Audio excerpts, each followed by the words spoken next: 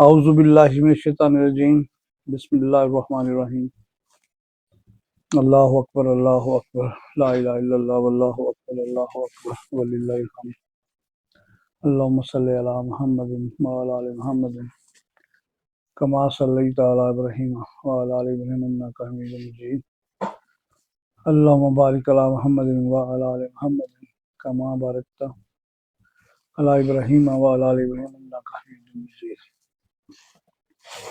मोहतरम डॉक्टर हज़रात, दोस्तों, नाज़रीन, अस्सलाम वालेकुम। उम्मीद है कि आप खैरियत से होंगे और बड़े अच्छे तरीके से होम्योपैथिक दवाओं का इस्तेमाल हो रहा होगा आपके अपने अपने क्लिनिक्स में, आपके घरों में, आपके दोस्तों में, आपके बाहर डिस्पेंसरियों में, और उम्मीद है कि बहुत अच्छे रिजल्ट भी आपको मिल रहे होंगे। देखिए कि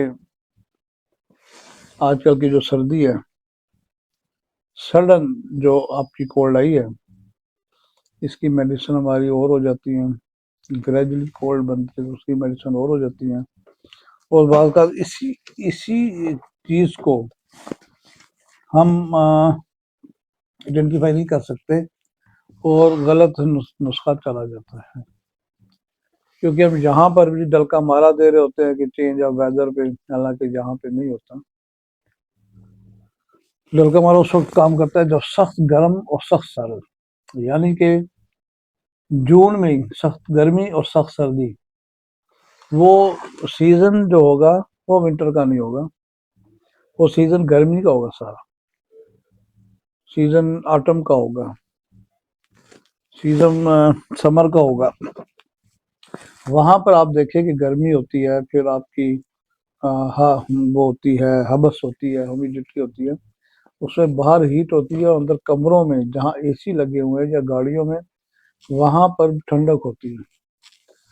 उस ठंडक के लिए, चेंज ऑफ वेदर के लिए डलका मारा हमारा काम करती है, मर्कसाल काम करती है। और अचानक में अगर सडन आपकी तबीयत खराब होती है तो बेलाडोना एक्टिनाइड भी काम करती है। यहाँ पर ये काम नहीं करेगी कि मौसम चेंज हुआ है, हल्की हल्की गर्मी थी और फिर एकदम कोल्ड हो गया। जब ग्रेजुअली कोल्ड आ रही हो तो फिर ब्रायोनिया काम करती है, ग्रेजुअली कोल्ड आ रही हो तो फिर आर्सेनिक काम करती है। सडन कोल्ड में आपकी हैपरसल्फ काम करेगी कि एकदम ठंडी हवा चली, ठंडक शुरू हो गई, और आस्ता आस्ता, जैसे अगर आप देखते हैं कि 2 दिन पहले से ज़्यादा टेम्परेचर लो हुआ है लेकिन इससे पहले लो नहीं था, तो ब्रायोनिया काम कर रही थी। लेकिन अभी जैसे ही एकदम को लो हुआ है, लोगों ने स्वेटर निकालने हैं लेकिन नहीं निकाल रहे, कोट निकालने लेकिन नहीं निकाल रहे, और टेम्परेचर 6, 7, 8 पर भी पहुंच गया है, लोग नहीं पहन रहे, तो इसमें फिर हैपरसल्फ आपकी अच्छा काम करती है। हैपरसल्फ में भी मरीज को सर्दी लगती है और ठंडी हवा से प्रॉब्लम होती है, और अगर इसके साथ आप ट्यूबरकुलोनियम पहले दें तो ये टेंडेंसी को ख़त्म करती है। अगर आपके अंदर टेंडेंसी है कोल्ड को कैच करने की या सर्दियों में बीमार होने की, तो फिर ये ट्यूबरकुलोनियम आपको देनी ही होती है। ये काम करती है, आपकी टेंडेंसी को ख़त्म करती है। बार बार बच्चे बीमार होते हैं आजकल के मौसम में, देखें कि नज़ला, जुकाम, खांसी, चेस्ट कंजेशन, बल्कि चेस्ट कंजेशन और खांसी ज़्यादा है। तो आजकल की जो खांसी है ये हैपरसल्फ को कवर कर रही है, और आजकल की खांसी को स्पोंजिया कवर कर रही है, और आजकल की खांसी को र्यूमेक्स कवर कर रही है। क्योंकि जैसे ही ठंडी हवा गले में लगती है तो आपको खांसी उठती है, उसमें आप र्यूमेक्स दें, स्पोंजिया दें। और आप ये देखें कि क्रूप कफ होती है इसी सीजन में, सर्दियों के स्टार्ट में क्रूपी कफ होती है, जिसको आप कवा कफ भी कहते हैं। और क्रूप कफ में ये होता है कि ड्राई कफ होती है, सुबह शाम को वो लूज कफ हो जाती है, जिसको प्रोडक्टिव कफ कहते हैं, और फिर खड़खड़ के कायम हो जाती है। और इसके साथ क्रूपी की होती है, उसकी आवाज़ ऐसे होती है क्रूपी, जैसे कौवा बोलता है, आवाज़ चेंज हो जाएगी, खांसी की भी ऐसी हो जाएगी, उसकी बोलने की आवाज़ ऐसी होगी। अगर ये हो गया तो फिर आप एकोनेट स्पोंजिया ये दें, ये ठीक हो जाएगी। और अगर 3 दिन पुरानी होगी क्रूपी कफ, 4 दिन पुरानी होगी है, या शाम को लूज कफ हो जाती है तो फिर हैपर सब देगी। और ये हमारा 3 एकोनाइट, स्पोंजिया, हैपर सब, ये ट्रायंगल इतना अच्छा है इस खांसी के लिए कि अगर क्रूपी कफ है या ड्राई हैकिंग कफ है या खांसी पहले होती है हमेशा बच्चों को खुश और फिर खांसी लूज हो जाती है। और अगर इसके साथ टेम्परेचर हो फिर भी ये काम करेंगी, एकोरेट भी करेगी, स्पोंजिया भी करेगी, हैपरसल भी करेगी। अगर टेम्परेचर आपका 100 है, 101 है, 102 है, लेकिन अगर लगातार खांसी में टेम्परेचर है, खांसी भी है, तो फिर स्ट्रेप्टोकॉक्सिन आपको देनी पड़ेगी। ये तकरीबन मैं आजकल की जो मेडिसिन है वो बता रहा हूँ, और ये कामयाबी से चलते हैं। जैसे ही कुछ अर्सा देर हो जाएगी, जैसे कि खांसी ठीक नहीं हो रही, लटक गई है, खड़खड़ हो रही है, बुढ़ापा है, बूढ़ा आदमी है, तो फिर याद रखिए फिर आपकी सेनेगा दवाई जाएगी, फिर एंटमटाल जाएगी आपकी दवाई, फिर फास्फोरस जाएगी। और ये बेहतरीन काम करती है, सेनेगा, एंटमटाल, फास्फोरस। और अगर नहीं ठीक हो रही, खांसी हो रही है, वोमिटिस, साथ को मतली हो रही है या वोमिटिंग हो रही है, तो फिर आप मेफाइटिस देंगे या ड्रासरा देंगे। इसके साथ ही अगर आप देखें कि अंदर बलगम गिरती है, जिसको पोस्ट नेजल केटार या पोस्ट नेजल ड्रिप कहते हैं, अगर वो गिर गया तो फिर आप साथ कोरोलियम रैबरम देंगे, नेट्रम का आप देंगे या नेट्रम म्योर देंगे या एलएम सीपा देंगे, तो वो आपकी जो पोस्ट नेजल ड्रिपिंग है वो भी ठीक हो जाएगी। क्योंकि अजीब किस्म की खांसी होती है कि पानी पीने से खांसी ठीक हो जाती है, ठंडा पानी पीने से ठीक हो जाती है, उसके लिए कास्टिकम है, कास्टिकम वाकई इसमें काम करती है। और कास्टिकम की एक बड़ी ये सिम्टम है कि आपके पास मिल जाते हैं, वो कहेंगे बच्चों को बलगम निकालनी नहीं आती, बड़े बच्चे भी हैं उनको बलगम नहीं निकालनी आती, इसकी दवाई भी कास्टिकम है। अगर बलगम नहीं निकालनी आती, वो बलगम अंदर गिरती है और गिरते तो उससे खांसी आती है, वो बलगम गिरती है, वो निकलता है, उससे खांसी आती है। अगर पोस्ट ड्रिपल कास्टेंट पोस्ट ड्रिपिंग से आपको खांसी हो रही तो कास्टिकम उसकी मेडिसिन है।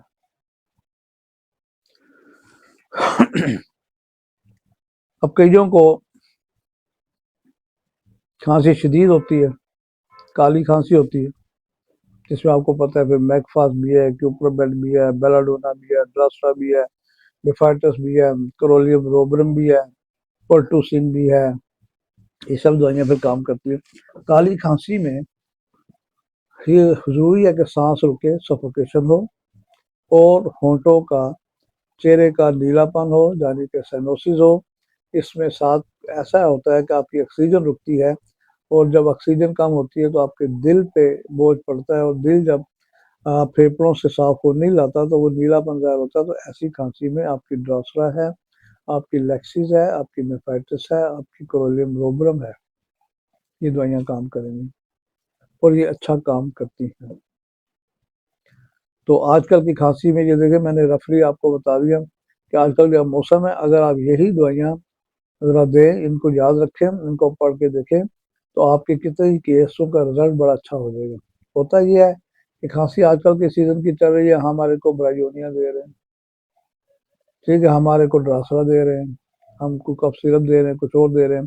तो बाद ऐसे पेशेंट भी आते हैं, ऐसे बच्चे, कि माँ बाप कहते हैं कि हम हर सिरप दे चुके हैं, ये कहता है हम हर सिरप पी चुके हैं, खांसी ठीक नहीं हो रही। तो जब इस तरीके से देंगे कि आजकल का टाइम जो है, आजकल का मौसम जो है, इस पे खांसी की दवाई देंगे तो इंशाल्लाह फर्क पड़ेगा।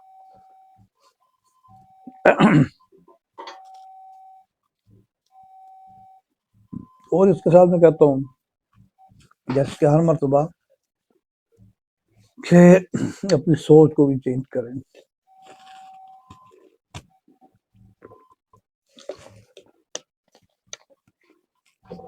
अपनी सोच को चेंज करें, ये नाइज जरूरी है। आपकी जो सोच है वही आप हैं, आपकी जो सोच है वही आपकी आदत है, आपकी सोच है वही आपका करेक्टर है। आपकी जो जबान है अगर बार बार आप एक अल्फाज इस्तेमाल करेंगे तो वैसे ही सोचते हैं पहले आप ऐसा होना चाहिए, सोचते हैं कि ऐसा होगा, सोचते हैं कि ऐसा नहीं होगा, सोचते हैं कामयाब नहीं होगा, सोचते हैं कामयाबी होगी, ये अभी सोच रहे हैं। लेकिन जब जबान से अल्फाज अदा करेंगे तो अपनी सोच पे आप एक मोहर लगा रहे हैं, ये मैसेज होगा। तो याद रखिए, सोच और जबान आपको बना भी सकती है, आपको तोड़ भी सकती है। सोच और जुबान आपको कामयाब भी कर सकती है और नाकाम भी कर सकती है, क्योंकि जो आप सोचते हैं वो हो रहा है, और जो भी कहते हैं वो जल्दी हो रहा है। मैं आपको मिसाल दे देता हूँ, आपके इर्द गिर्द ऐसे लोग होंगे, आपके खानदान में, आपके दोस्तों में, आपके कोलीग्स में, कि आप देखें कुछ लोग हर वक्त रोना रोते हैं अपनी किस्मत का, यार गुजारा नहीं हो रहा, बस यार बड़ी मुसीबत में है, पता नहीं क्या बनेगा। और उनको आप 25-30 साल से देख रहे हैं, उनका वही हाल बना। उनके साथ वालों तरक्की करके कितने गुना ज्यादा वो बदल गए हैं, और ये वही है, क्योंकि सोच ही है यार होगा क्या, कुछ हो नहीं रहा, बस मुश्किल में है, गुजारा नहीं हो रहा, बड़ा मुश्किल काम है, ये कर रहे हैं, और वो ऐसे ही हैं। और कुछ लोग अभी क्लिनिक ही नहीं खोल सके, या क्लिनिक खोलूंगा नहीं चलेगा, क्लिनिक खोलूंगा नहीं चलेगा, नहीं चलेगा, क्लिनिक खोलूंगा किराया पूरा होगा कि नहीं होगा, अपनी सोच को आप स्टैंप लगा रहे हैं कि नहीं होगा। तो ऐसे लोगों को देखा है मैंने कि ना वो क्लिनिक खोल सकते हैं, और अगर क्लिनिक खुला तो फौरन वो बंद हो जाता है। अपनी सोच को पॉजिटिविटी रखें, हमेशा पॉजिटिविटी को रखेंगे तो आप कामयाब होंगे। आप किसी को देखें, कई का आदमी कहते हैं वो यार मैं हर वक्त थका ही रहता हूं, और वो उसकी जुबान से सुनेंगे ये कि यार थकावट बड़ी है, थकावट है, थकावट है, और वो थकावट उसके अंदर आ जाती है। फिर वो खा ले जो मर्जी दवाइयाँ, खा ले जितना मर्जी विटामिन, थकावट हो नहीं जाती, क्योंकि वो थकावट अपनी सोच के और कह के वो थकावट अपने अंदर डाल चुका है, अपनी प्रोस्टेशन के, अपनी लेसीट्यूड के जो आपकी सेल हैं उसको वो कमजोर कर चुका है। ताकत ही खत्म होगी मसल में, डर में, ये सोच सोच के और वीक हो गए। कई ये कहते हैं देखें जी कि मैं ऐसा करके दिखाऊंगा, शुरू किया होता है कि मैंने अपने इस काम में नाम पैदा करना है।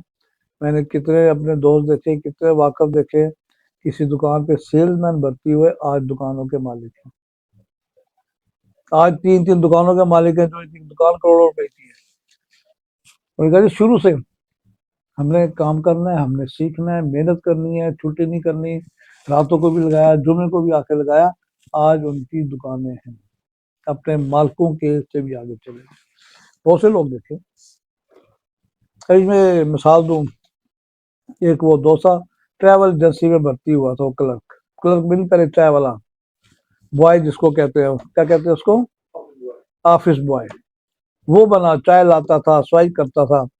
आज उसकी अपनी 15 साल के अंदर 3 ट्रैवल एजेंसी, मैट्रिक पास।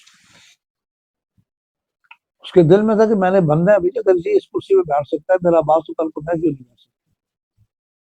याद रखिए, तरक्की आपकी स्टडी से नहीं है, तरक्की आपकी एजुकेशन से नहीं है।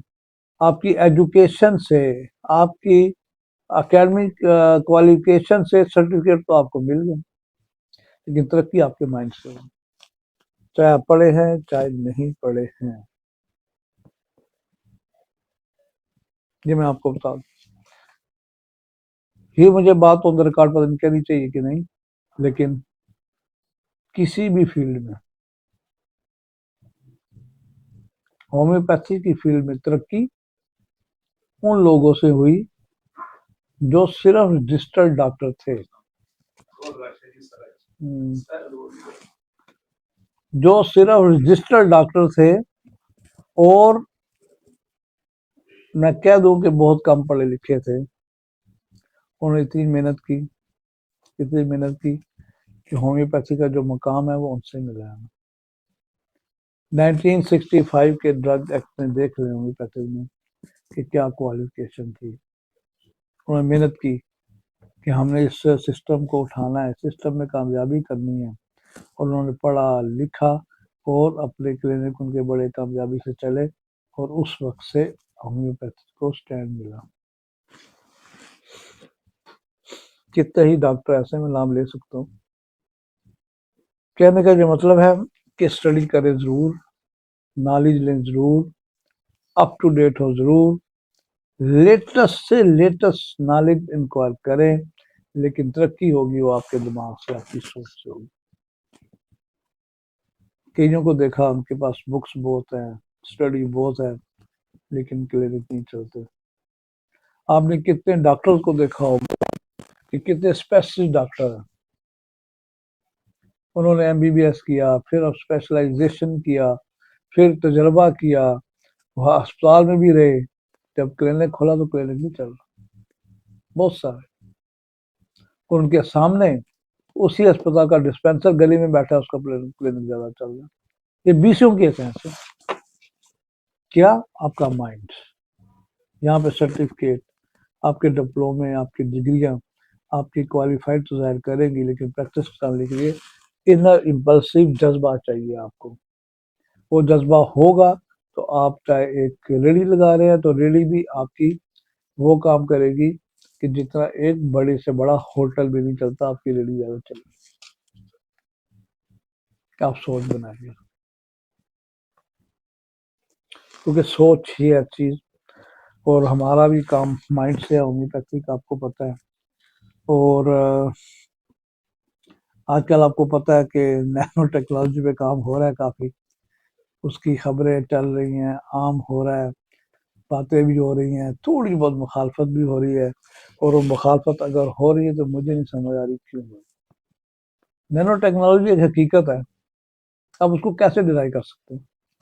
ठीक है, जब तक हमें नहीं पता था, हमें कितने वायरस का नहीं पता, कितने बैक्टीरिया का नहीं पता, हमें नजर क्यों नहीं आते? माइक्रोस्कोप पहले देखती थी, फिर उसे बड़ी माइक्रोस्कोप देखा, फिर एटॉमिक माइक्रोस्कोप ने देखा, फिर इलेक्ट्रॉन ई माइक्रोस्कोप ने देखा, और वो बता रहे हैं कि ये चीजें हैं, मौजूद हैं, तो आप कैसे डिनाई करेंगे? इसलिए उनका जो इतराज है वो कोई मायने नहीं रखता, या तो उनके नॉलेज में कमी है या उनको पता नहीं है।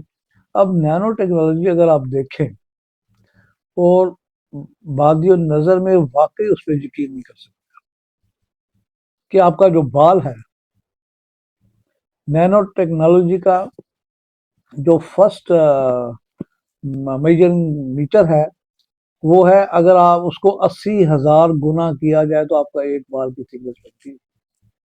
80,000 गुना ज्यादा उसको कर दे तो एक बाल बनता है, यानी कि उस ऑब्जेक्ट को 80,000 नीचे जाके भी देख सकते हैं किसी ऑब्जेक्ट।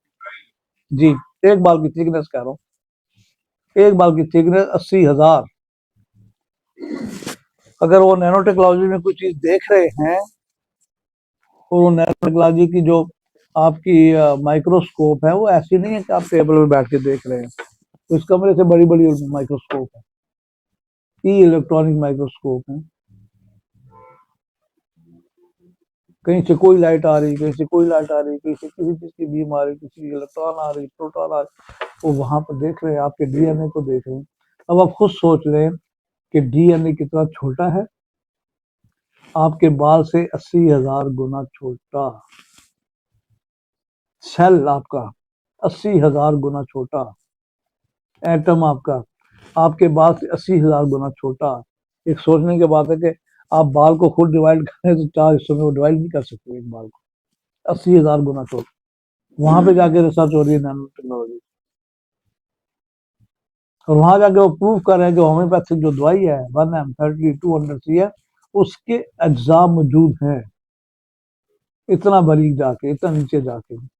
ये जब 10M बनती है तो 10,000 गुना ज्यादा डाइल्यूट होती है, तो उसमें मौजूद है। अभी हम 80,000 गुना पे नहीं गए, ठीक है, सीएम तक गए हैं जो 1,00,000 गुना है, तो उसमें भी होम्योपैथिक सब्सटेंस नजर आ रहा है। अपनी खासियत दवाई की नज़र आ रही है, जो दवाई की एंटिटी है वो उसमें नज़र आ रही है कि दवाई इसमें है, अपना मकाम रखती है। कितने छोटे पैमाने पे आप खुद सोचिए, बाल 80,000 है, हम 1 लाख गुना पे नीचे जाके देख रहे हो अपनी दवाई वजूद है।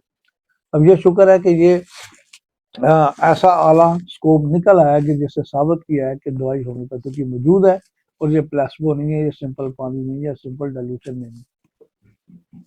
ये सवाल तो खत्म हो गया। हमें तो खैर पहले भी अंदाजा था, आज से बहुत अर्सा पहले, जब हमने 35 साल 30 साल पहले साइंस ऑफ होम्योपैथी पढ़ी थी, उसमें भी ये चीज़ें पढ़ी थी। हमारा यकीन, हमारा इत्काद उस वक्त से ऐसे ही है कि वाकई इसमें है। और फिर जब हम शुरू से हाई पोटेंसी दे रहे हैं तो हमें रिजल्ट मिलता है, हम कैसे ना माने। तो नैनो टेक्नोलॉजी पे जाके काम हो रहा है। अगर आप खुद सोचिए कि कल को क्या होगा, अभी ये नहीं पता चला कि हमारी दवाई काम कैसे करती है, मोड ऑफ एक्शन क्या है। किसी ने कहा ओरा बनता है, ओरा में से जनाब आपकी फ्रीक्वेंसी निकलती हैं, वेव्स निकलती हैं, दवाई में भी वही वेव्स होंगी, तो फिर वो वेव्स आप में मैच करेंगी, आपस में इंतजाम करेंगी, तो फिर मरीज ठीक होता। हो सकता है ये बात हो, मेरी सोच भी यही थी, अभी तक यही है। लेकिन ये कैसे डेवलप होती है कि जब आपकी मेडिसिन इतनी डाइल्यूट हो जाती है, इतनी डायनेमिक डायनामाइज हो जाती है कि वो जाके इलेक्ट्रॉन और प्रोटॉन के बराबर आ जाती है। इलेक्ट्रॉन प्रोटॉन आपके सेल के अंदर हरकत कर रहे हैं और एक तवानाई बना रहे हैं, और बाहर आपकी बीमारी एक तवानाई बना रही है, आपकी दवाई एक तवानाई बना रही है। यानी कि मेलेडी, जो आपकी दवाई है, जो आर्टिफिशियल डिजीज है, वो दैट इज कॉल्ड मेलेडी, उसका इलाज दैट इज कॉल्ड रेमेडी। तो मेलेडी पे जाके काम हो रहा है, और हमारी दवाइयाँ इतनी नीचे जाके जब काम करेंगी हाई पोटेंसी में, तो उनमें एक हरकत पैदा होती है, और ये हर हरकत जो है तवानाई है, और हर तवानाई क्या है, आपकी सोच है। इसको ब्लैक एनर्जी भी कहते हैं, डार्क एनर्जी, कि ऐसी एनर्जी है। अभी तक वहां लोग पहुंच रहे हैं, लेकिन उन्होंने ये एक्सेप्ट किया साइंस ने, नैनो टेक्नोलॉजी से आगे जो आपकी क्वांटम फिजिक्स वाले हैं, क्वांटम, उन्होंने ये कहा है कि एक तवानाई है जो हमें नजर नहीं आ रही, लेकिन वो डार्क है, और वो एक एनर्जी है, ताकत है। वो ताकत आपके ख्यालात की भी हो सकती है, आपके अल्फाज की भी हो सकती है, आपका जो सब्सटेंस है मेडिसिन का, वो जो हरकत कर रहा है उसकी भी हो सकती है। अब आप खुद सोच लें कि हमारी मेडिसिन कहाँ जाके काम कर रही है, और कितनी डीप एक्टिव काम करती है। तो अपने अल्फाज को आप पॉजिटिव बनाएंगे तो इंशाल्लाह पॉजिटिव रहेंगे। जैसे मैंने कहा, अभी कुछ लोग कहते हैं मुझे डिप्रेशन है, डिप्रेशन है, उनको डिप्रेशन ही पिछले 25-30 साल से देते हैं। किसने कहा जी मुझे बड़ा कमजोरी है, थकावट है, तो 30-40 साल थकावट ही देते हैं। जो इसी परेशानी में क्लिनिक नहीं चलेगा, खोलेंगे नहीं चलेगा, नहीं चलेगा, आज कितने साल हो गए ना क्लिनिक चल रहा है, खुलता भी तो बंद हो जाता है। लेकिन जिसने पॉजिटिव सोचा कि मैं आज के बाद ये बनूंगा, ये काम करूंगा, जहाँ आज मेरा बॉस बैठा है वहां मैं बैठूंगा, वो भी कामयाब होगा।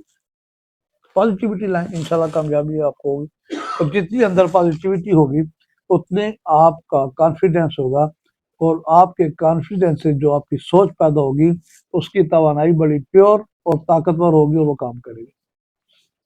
अब इसकी मिसाल क्या है कि आपकी सोच पॉजिटिव हो जाए, आपकी तवानाई पॉजिटिव हो जाए, और इतनी पॉजिटिव रखेंगे कि उसमें पावर आ जाएगी। आप ये देखिए कि जितने आप अपने ख्यालात से आप शैतान को दोस्त बना रहे,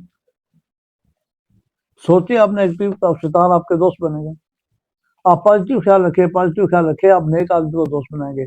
आप इतने पॉजिटिव ख्याल रखें, इतना अच्छा सोचें कि अल्लाह को दोस्त बना लें, आप रिश्तों को दोस्त बना लें। किससे बना लें? सिर्फ ख्यालात से बनना है। आप सोचेंगे ख्यालात से, अच्छा दोस्त भी बनेगा, बुरा भी बनेगा, शैतान भी बना रहे हैं, अपना मुकद्दर भी चेंज कर रहे हैं, रिश्तों को दोस्त बना रहे हैं, अल्लाह को अपना बना लें सिर्फ सोच से। जहाँ सब चाहे आ गई आपके लिए। तो अब ये देखिए, आज सर्दी भी है ना, आज तो सर्दियां शुरू हो गई पिंडी में।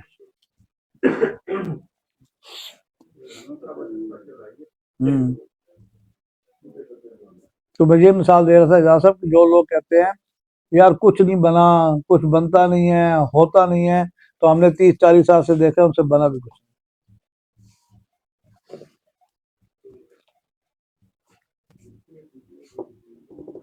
अच्छा जी, अब हम आते हैं रूटीन में। रूटीन में कि अल्लाह ताला की सिफत है अल वहाब वो जल्ला जलालुहु, अल वहाब वो जल्ला जलालुहु। इसका मतलब है कि सब कुछ अता करने वाला, सब कुछ अता करने वाला। अब देखिए कि और सब कुछ कौन अता करता है? अल्लाह के सिवा तो कोई भी नहीं करता। और अल वहाबो का मतलब ही यही है कि सब कुछ अता करने वाला। अब देखिए कि अल्लाह ताला ने आपको क्या क्या अता नहीं किया, क्या क्या साइशें नहीं दी। अगर आप उस पर गौर करें तो आप परेशान हो जाएंगे कि वाकई अल्लाह इतना बड़ा है। हम कहते हैं अल्लाह ताला सारी कायनातों का मालिक है, कोई शक नहीं। अल्लाह ताला सारे ज़मानों का मालिक है, सारे जहानों का मालिक है, सारे आलमों का मालिक है, इसमें कोई शक नहीं। तो फिर ना अल्लाह का कोई शरीक हो सकता है, ना कोई मबूद हो सकता है, सवाल ही नहीं पैदा होता। और आप देखिए कि कितनी साजिशें हैं, सब कुछ अता करने वाला, सब कुछ या वहाब अल वहाब, सब कुछ अता करने वाला है, कि जो पूरी कायनातों का मालिक है, पूरे जहानों का, मालिकों का, जमानों का मालिक है, और वो सब कुछ अता कर रहा है। आप सामने देखें तो आसाइशें, आप ऊपर देखें तो आसाइशें, आप नीचे देखें तो आसाइशें, आप दाएं देखें तो आसाइशें, बाएं देखें तो आसाइशें, पीछे देखें तो आसाइशें, कितनी आसाइशें हैं। इसके मुकाबले में तो आजमाइश बड़ी कम है। आपको अल्लाह ताला ने गाड़ी दी, आपको अच्छा रहन सहन दिया, आपको अच्छा लिबास दिया, अच्छा घर दिया, अच्छे बच्चे दी, बीवी बच्चे दिए, माहौल अच्छा दिया।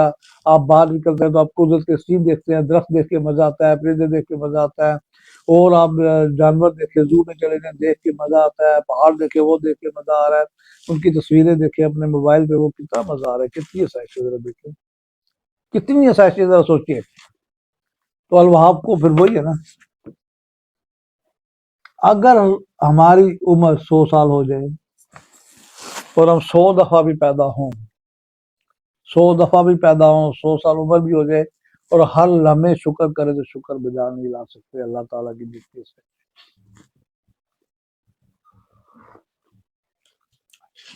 ये मैं नहीं कह रहा, अल्लाह खुद कह रहा है।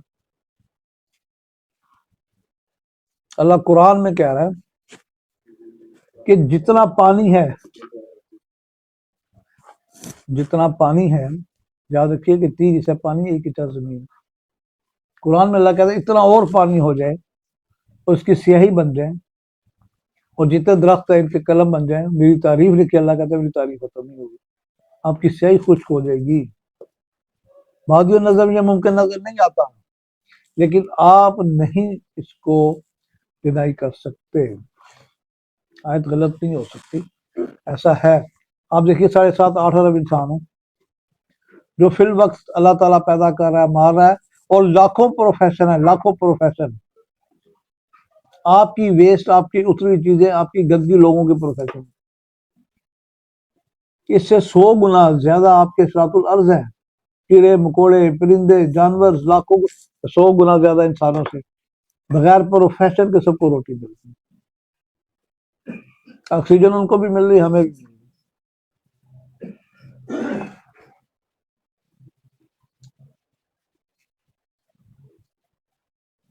बगैर प्रोफेशन के रोटी मिल रही है। फिर इससे ज्यादा समुद्री मखलूक है, 10 गुना ज्यादा, उनको भी मिल रही है। वो फिर कितने जमानों का मालिक है। आपके जो जमाने हैं, कौन कौन से जमाने चले गए, कौन से आलम है, ठीक है, आपके इंसानी आलम है, कौन सी मखलूकात है, फरिश्तों की है, जिनों की, इंसानों की, परिंदों की, कीड़ों की, कितने जहान है, अल्लाह सबका मालिक है। तो अगर हमारी उम्र 100 साल भी हो जाए, 100 दफा भी पैदा हो, तो उसे शुक्र करे, शुक्र अदा नहीं हो सकता। और इतने हम नेगेटिव सोचते हैं इतने गुनाहगार बैठते हैं, छोटे बड़े, बार बार छोटे छोटे। तो हम जब एकदम शुक्र गुनाह के माफी मांगते तो अल्लाह कहता है मैं एकदम माफी कर देता हूँ, तो एकदम माफ भी कर देता हूँ। और अगर आप दिल से शुक्र अदा करेंगे, अल्लाह ने कहा कि मेरा शुक्र अदा लाओ, जो अपने किसी बंदे का शुक्र नहीं लाता वो खुदा का भी शुक्र नहीं जा रहा। तो जब आप शुक्र दिल से करते हैं, दिल की गहराइयों से करते हैं, तो फिर 100 साल की उम्र की जरूरत नहीं, अल्लाह ताला उसको कबूल करके आपको और नवाज देता है, फिर आपको अल्लाह और नवाजता है। तो अल वहाब जरा देखिए क्या, ये हाथ देख रहे हैं कितना बड़ा है, 8 इंच से ज्यादा नहीं है, किसी का 10 इंच होगा, 11-12 इंच होगा, छोटा होगा। लेकिन क्या है, एक मुक्का मारे तो जब 50 किलो का वजन बन जाता है। ये पंच बनाया, मुक्का मारे तो 40-50 किलो। यही उंगलियां खुली हैं, 40-50 किलो नहीं, थप्पड़ मारेंगे 15 किलो का बनता है। और अगर किसी पेपर की शीट को पकड़ते हैं तो ये उंगलियां पकड़ भी लेती। और यही उंगलियां आपका 40 किलो का 2 मन की बोरी ऐसे उठा के पीछे लाती। यही उंगलियां, यही हाथ अल्लाह ने कैसे मसल दिए हैं, कैसे इनके मसल काम कर रहे हैं कि वो महीन से महीन चीज को भी आराम से पकड़ते हैं।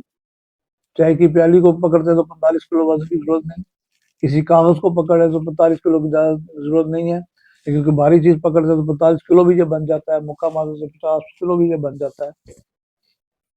पाँव आप देख लें, अगर भागना पड़े तो कितनी तेजी भागते हैं, खड़ा होना पड़े, एक्सरसाइज करना पड़े, चलना पड़े, आपके हाथ पाँव को अल्लाह ने कैसी चीज बना दी है, कितनी ताकत हो। आप फुटबॉल को किक मारते हैं तो एक से लेके वो आखिरी गोल तक किक जाती है, कितनी पावर होती है उसमें। तो ये अल्लाह ताला की देन है। अगर आप वहाबो कितना बड़ा तस्वर ही नहीं कर सकते। अगर हम इसका भी जिक्र करें दिल से चंद बार दिन में, तो आपको और कुछ मिलेगा इंशाल्लाह, कि वाकई अल्लाह ताला अता करने वाला है।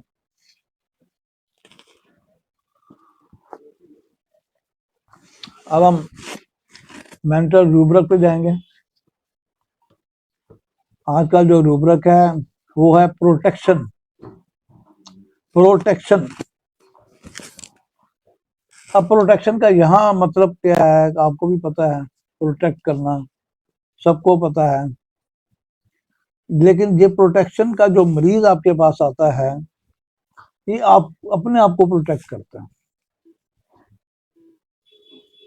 प्रोटेक्शन जो होती है, आप अपने बच्चों की प्रोटेक्शन के लिए उनके गर्म कपड़े खरीदते हैं, आप अपने बच्चों की प्रोटेक्शन के लिए गाड़ी खरीदते हैं, मोटरसाइकिल खरीदते हैं, आप बच्चों की प्रोटेक्शन के लिए अच्छा स्कूल रखते हैं, आप अपने घर की प्रोटेक्शन के लिए गार्ड रखते हैं, आप अपने घर की, अपने बच्चों की, वाइफ की अच्छी से प्रोटेक्शन के लिए अच्छे से कपड़े खरीदते हैं। एक तो ये प्रोटेक्शन है। और ये जो प्रोटेक्शन मैं बात कर रहा हूँ, ये आदमी की अपनी सेल्फ प्रोटेक्शन है। वो अपनी प्रोटेक्शन सिर्फ चाहता है, बच्चों की परवाह नहीं करेगा, बीवी की नहीं परवाह करेगा, किसी नहीं करेगा। इसी तरह से चाहेगा कि मेरी प्रोटेक्शन रहे, मैं सेफ। और इस प्रोटेक्शन में वो इज्जत चाहता है, इज्जत चाहता है कि मेरी इज्जत होनी चाहिए। वो ऐसी जगह जाता ही नहीं है जहां पे गलत किस्म का मजाक हो रहा हो और उसका कोई मजाक बने, उसकी प्रैक्टिस प्रोटेक्शन लूज हो, वहां जाएगा नहीं। वो स्कूल का काम बिल्कुल करेगा 100% ओके, होमवर्क है वो कर रहा है, छुट्टियों का काम है वो कर रहा है, स्कूल यूनिफॉर्म वो ठीक पहन रहा है, वो अपने रोज बूट पॉलिश करता है, नया लिबास पहनता है, नया यूनिफॉर्म पहनता है। इसलिए बच्चा पहनता है कि मुझे वहां पे कोई बेइज्जती ना करे कि आपने आज काम नहीं किया, आपने आज पढ़ा नहीं है, आपने ये सुनाया नहीं है, आपका यूनिफॉर्म सही नहीं, आपके शूज सही नहीं। वो इस चीज से भी डरता है और इस चीज को भी प्रोटेक्शन करता है और अपना रेडी रहता है। कहीं जाएगा अच्छे कपड़े पहनेगा कि कोई मेरी बेइज्जती ना करे कि ये क्या पहना, कहीं जाएगा अच्छी मैचिंग करेगा, अच्छी जगह पे जाने की कोशिश करेगा, ताकि वो उसकी अपनी प्रोटेक्शन हो। और ऐसे रिश्तेदारों के पास नहीं जाएगा जिसके साथ उसकी नहीं बनती, जहां पता है कि जाएगा तो कुछ ना कुछ लड़ाई हो जाएगी, नहीं जाएगा। ऐसे ऑफिस में भी नहीं जाएगा जहां मुंह मारी करनी पड़ती हो कि मेरी बेइज्जती होगी, मैं अपने अपने आप को प्रोटेक्ट नहीं कर सकूंगा। अब कितने ऐसे आपको मिलते हैं लोग आपके पास को अपने आप को प्रोटेक्शन चाहते हैं। उसकी बीवी कहेगी हमारा ख्याल ही नहीं करता, अपना ख्याल करता है, बच्चों का ख्याल ही नहीं करता, अपना ख्याल करता है, हर लम्हे हर सूरत में अपनी प्रोटेक्शन चाहता है। तो उसकी दवाई है कैप्सिकम। अब देखिए कहाँ कैप्सिकम, कभी आपने सोचा भी नहीं होगा, पढ़ा भी नहीं होगा, कैप्सिकम पड़ा है, आपको पता है ये मिर्च है। जलन की दवाई हो सकती है, बुखार की दवाई हो सकती है, सर्दी से बुखार की दवाई हो सकती है, जोड़ों के दर्द की हो सकती है, मेस्टाइटिस की हो सकती है, लेकिन जहाँ कहाँ हमारा ख्याल जाते नहीं। लेकिन ऐसा जब बंदा आपके पास आएगा, क्योंकि रोजमर्रा में ऐसे बंदे होते हैं जो सिर्फ अपनी प्रोटेक्शन चाहते हैं, तो वो चाहे फिर इलाज जिसका भी करा रहे हैं, उनका इलाज मुकम्मल नहीं होता जब तक आप उनको प्रोटेक्ट नहीं करते। कैप्सिकम देना पड़ेगा। तो उसकी ये आदत एक हद से कम होकर नालों पे होगी और वो ठीक हो जाएगी। कई मरीज भी आपको पता है कि ऐसी जगह जाते हैं जहाँ उनको इज्जत नहीं, ऐसी जगह जाएंगे नहीं जहाँ उनकी बेइज्जती का खतरा हो, जहाँ रश है, जहाँ उनकी प्रोटेक्शन नहीं मिलेगी, वो जाते भी नहीं। कौन जाए जी रश में? कुछ लोग हैं, मैं नहीं बैठूंगा, मैं इस पे रस्ते पे बैठते ही नहीं, लोग क्या कहेंगे। मैं चिक जी पे बैठते नहीं, लोग क्या कहेंगे। पैसे नहीं है इतने, फिर भी ड्राइव करा के जा, अपनी प्रोटेक्शन चाहता है। जहाँ हर जगह अपनी प्रोटेक्शन चाहता हो, खानदान में, घर में, स्कूल में, ऑफिस में, पब्लिक में, जो लोगों की दोस्ती में, जहाँ उसको खतरा नहीं होगा कि मुझे कोई कुछ नहीं कहेगा, वहां जाएगा। जहाँ जरा सा भी खतरा होगा वहां वो नहीं जाएगा, अपने आप को प्रोटेक्ट करता है, प्रोटेक्ट। इसमें वो लोग भी आ जाते हैं जो लोग हॉस्पिटल इसलिए जाते हैं कि हम बीमार ना हो जाए, बीमार पुष्टि करने इसलिए जाते हैं कि हम बीमार ना हो जाए। अपने घर में एक बीमार हो जाए तो जनाब वहां पर स्प्रे शुरू हो गया, मास्क शुरू हो गए, धोना धाना शुरू हो गया, कपड़े शुरू हो गए, अपने आप को प्रोटेक्ट करने वाले सब इसी में आ रहे हैं। उनकी दवाई है कैप्सिकम। अब चाहे मर्ज कोई भी है, सिम्टम कोई भी है, नाम आप मर्ज का दे दें, जो सा मर्जी दे दें, और जब आप कैप्सिकम देंगे, वो मर्ज नहीं ठीक हो रहा था, कैप्सिकम दी वो ठीक होना।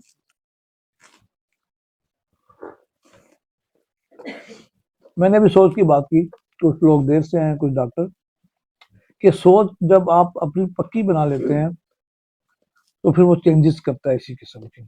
अब आर्सेनिक का मरीज देखें, क्या है, बार बार हाथ धोएगा, मैं भी वहीं बैठा हूँ, वो भी वहीं बैठा है, बार बार धो रहा है। ध्यान में आ गया ना कि बस जी इसमें है कुछ। प्लेट है, दो धो के, धोई हुई प्लेट भी आएगी तो उसको भी साफ करेगा, हाथ धो के आएगा, टॉवल से नहीं साफ करेगा, टिश्यू से नहीं करेगा। और फिर आप उसको देखेंगे कि दरवाजा कोनियों से खोलता है, कोनियों से पुश करेगा, कोनियों से बंद करेगा। उसके अंदर इतनी वो हेस्टीनेस घुस चुकी है कि वो रह नहीं सकता इसके बगैर। नहाएगा तो आधी टैंकी से ज्यादा खर्च करके आएगा, आधा आधा घंटा, दो दो घंटे नहाते हैं लोग, मेरे पास हैं, दो दो घंटे नहाते हैं। एक डॉक्टर मेरे पास आया, दो दो घंटे लग जाते हैं, मुझे पता है, मैं ओसीडी का मरीज हूँ। उसको आर्सेनिक दी, वो काफी बेहतर हो गया, सिफलाइनम दी, वो काफी बेहतर हो गया। अब कहाँ ये छोटी सी सिम्टम है, लेकिन उसको तंग किया हुआ है, उसकी वजह से प्रॉब्लम है। एक और मेरे पास आते थे, एक साहब बहुत अमीर थे, उनकी ठीक नहीं हो रही थी ये न्यूराइटिस। कभी न्यूराइटिस हो गया, कभी सर्वाइकल स्पॉन्डिलाइटिस हो गया, कभी शोल्डर ये फ्रोजन बाएं तरफ वाला पकड़ा जा रहा है, ठीक नहीं हो रहा। बहुत बड़ा पढ़ा लिखा अमीर आदमी, वो सब डॉक्टरों से हो क्या है, होम्योपैथ डॉक्टरों से भी, मशहूर मारूफ होम्योपैथ, मेरे दोस्तों से भी होकर नहीं ठीक हो रहा। जब उसने कहा जी मैं तो आपकी टीम से भी हो आया हूँ, मैंने कहा बैठो सर। मैंने जब उसको करेजा थोड़ा सा जानता भी था, वो नहायत कंजूस आदमी था, नहायत, जोर से कह रहा हूं मैं, ये बड़ी पावरफुल सिम्टम थी। मैंने फिर सिर्फ आर्सेनिक लाइकोसीपिया पे रखा उसको बारी बारी, और उसकी सब तकलीफें अब 80% ठीक है, 90%। किस पे देखा? माइंड पे देखो। डॉक्टर के पास वो गया, हॉस्पिटल में वो गया, डॉक्टर बड़े बड़े होम्योपैथ के पास गया, नहीं।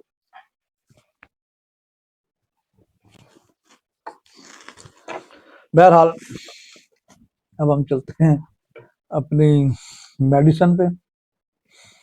आज की जो हमारी है मेडिसिन फाइसोस्टिग्मा। फाइसोस्टिग्मा का ज़हन में आते ही हम आंखों के बारे में सोचना शुरू कर देते हैं। और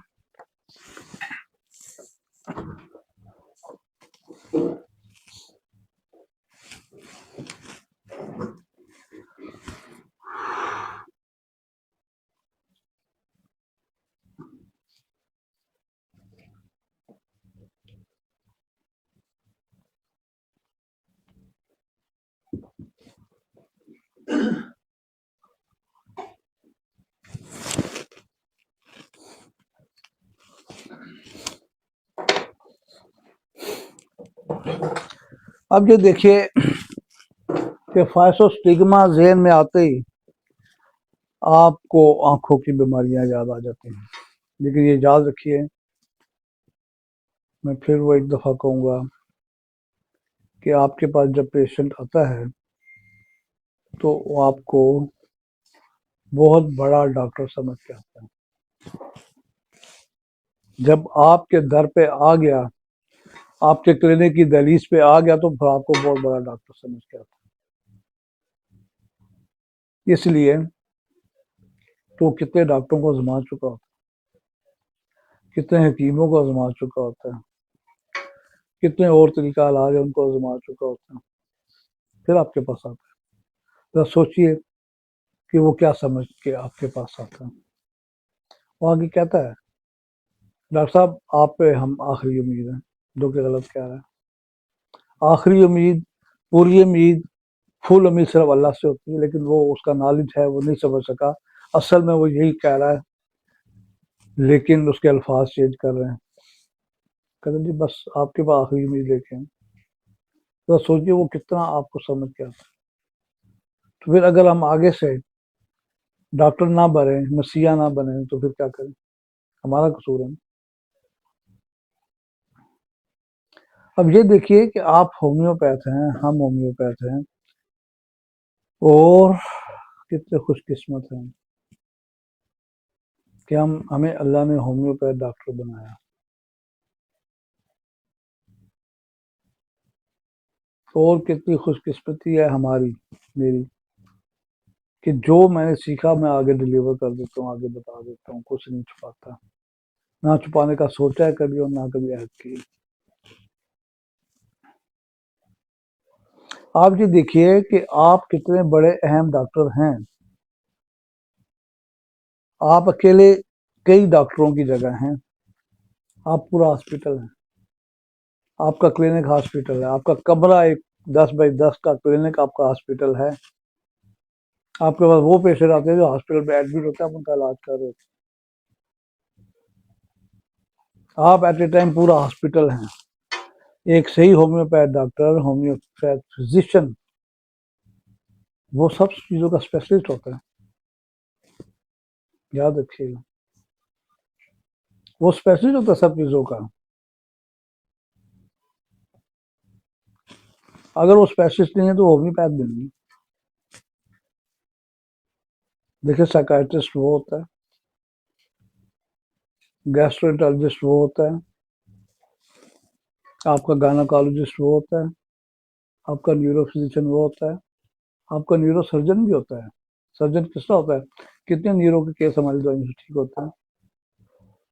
सबसे पहली मिसाल मैं आपको सियाटिक पेन की देता हूँ। हमारी मेडिसिन से कितने ठीक होते हैं। बेशक वक्त आप सर्जन भी हैं, न्यूरो फिजिशियन भी हैं, आप जनरल सर्जन भी हैं। आप कितने किडनी स्टोन को दवाई देते हैं, ठीक होते हैं। कितने हर्निया ठीक होते हैं।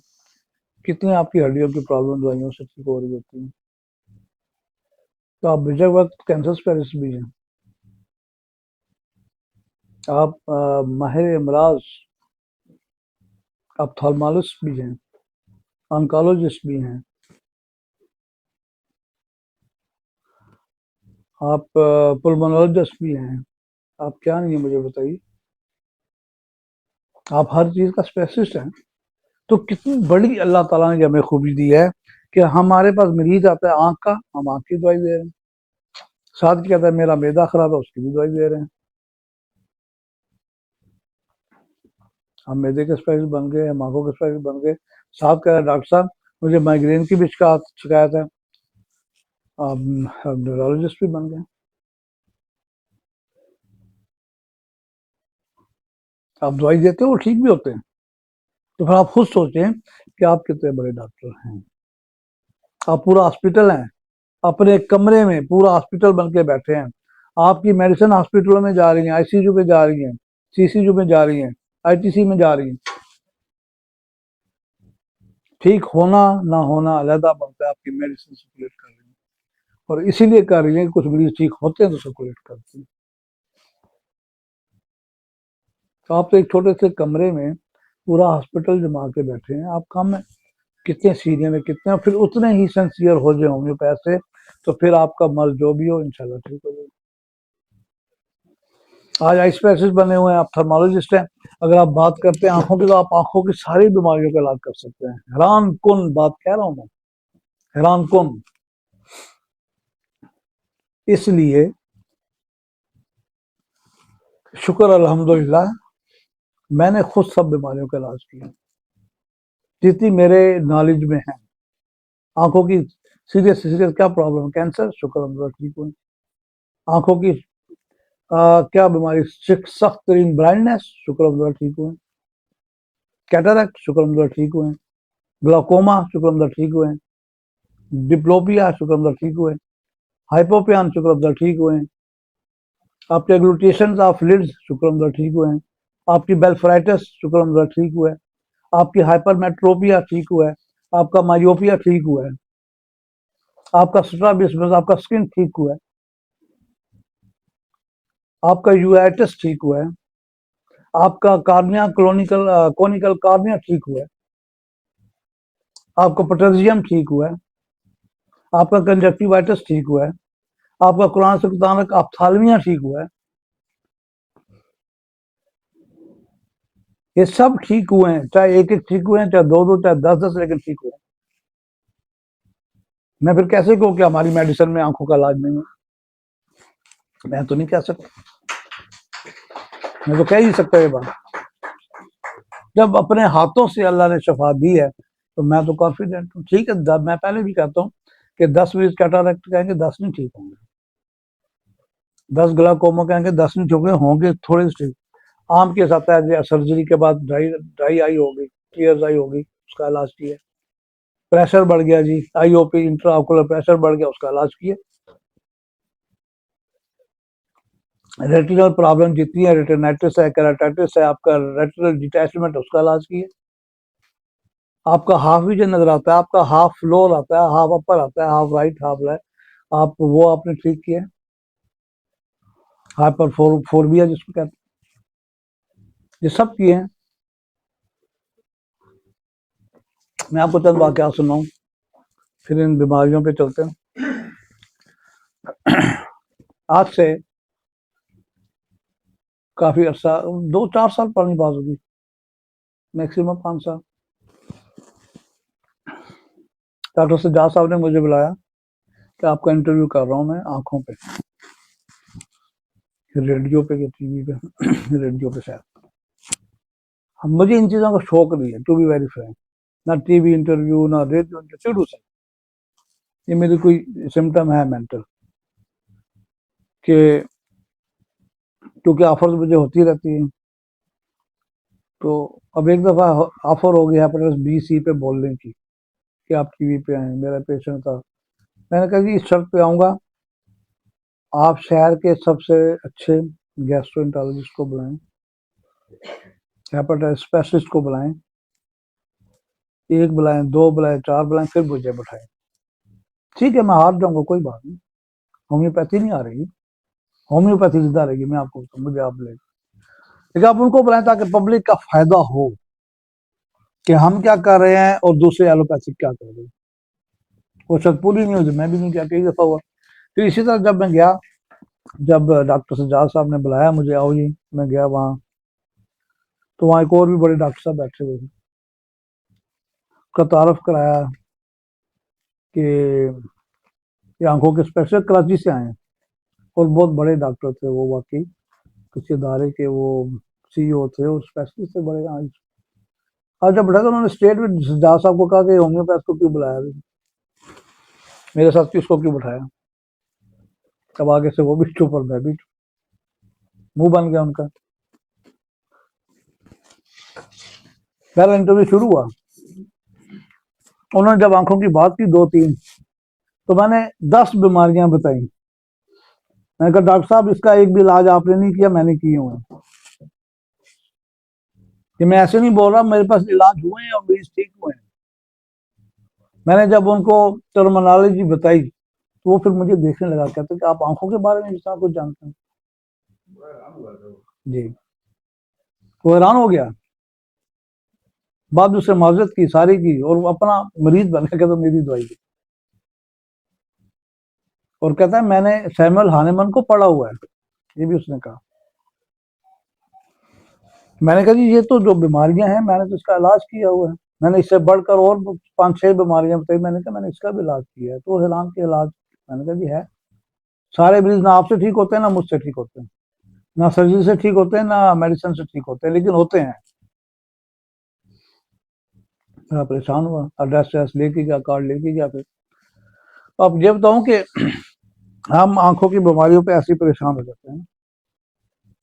एक मेरे पास आजाद कश्मीर असेंबली का एमएनए टाइप जो उनका लेजिस्लेटर कोई मेंबर होता है वो था, बड़ा सीनियर, उसको कहा कि आपको ग्लाउकोमा हो गया। वो बड़ा परेशान, उम्र थी उसकी 60 ईयर्स, कश्मीरी बट था। तो मुझे फोन, उसकी फैमिली आती थी तो मुझे उस फोन पे बात कराई कि मेरा इलाज है। मैंने कहा है। कहता फोन पे कह रहे हैं। मैंने कहा कि फोन पे कह रहा हूँ। मैंने कहा इलाज है, शफा ऊपर से होनी, आप आए। कहता बात तो आपने अच्छी की है, मैं आता हूँ। आप यकीन करें, वो मेरे पास आया, सफेद सूट पहना, माया लगी हुई, वेस्ट कोट पहना हुआ, प्राडो बार रुकी, अंदर आया, खूबसूरत इंसान, सफेद गोरा चिट्टा। और मैंने 1 सेकंड में उसकी दवाई सिलेक्ट कर ली बैठने से पहले, और वही दी। और with in 7 days he was 100% clear. Okay, शुक्र। जब आके बैठा, उसकी आंखें बिल्कुल रेड चमक रही, रेड, कंजक्टिवाइटा रेड, आंखें रेड। मैंने कहा गर्म महसूस होता है, कहता हाँ हीट निकलती है, आंसू आते हैं। मैंने बैठना सीएम की 6 पुड़ियां दी, दैट्स। इस बार को कितने साल हो गए, उसका ग्लाउकोमा ठीक हो। कि जब काम करते तो फिर ऐसे करती। सीए कैंसर आई, सीए आई, आप देखिए मेरे पास एक लड़की आई, उसकी मैंने पहले भी वाकया सुनाया हुआ है कि उसकी इसके बाद भी केस ठीक हुए हैं, लेकिन ये केस ऐसा है कि ये नाकाबिल यकीन केसेस में आता है कि ये इनक्योरेबल है। कैसे ठीक हुए, अल्लाह ने किए होम्योपैथिक वजह से। जब वो आई मेरे पास, ये बात है बहुत पुरानी, और उसके गांव का हर मरीज मेरे पास आता है अभी तक, वो एक दफा जरूर भेजते हैं। वो जब आई तो ब्रिगेडियर साहब ने कहा इसको कैंसर हो गया, इसकी आंख का इलाज नहीं है, हम इसका डेरा निकालेंगे। प्याला रखा हुआ उसने और पास आ रही, जरा सोचिए, प्याला रखा हुआ है, आंख बंद है और उसमें से पास आ रही है। क्या परेशानी होगी माँ की, बाप, उस मरीजा खुद की और मेरी भी। मैंने वहां सिर्फ सलीसिया दी, सर्दी का पूछा, सेंसिटिव कोल्ड, और 6 पुड़ियां दी, 3 आज 3 कल। और आज इस बात को कितने साल हो गए हैं, वो अभी भी आती है और वो ओके थी। वहां पर ब्रिगेडियर साहब के पास मैंने भेजा उसको, जब चीज नजर वापस आई, उसने कहा वो ये इलाज जारी रखें, ठीक हो।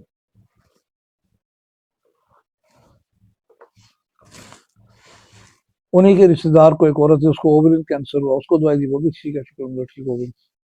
इस तरह के मरीज ठीक हुए हैं। फिर एक और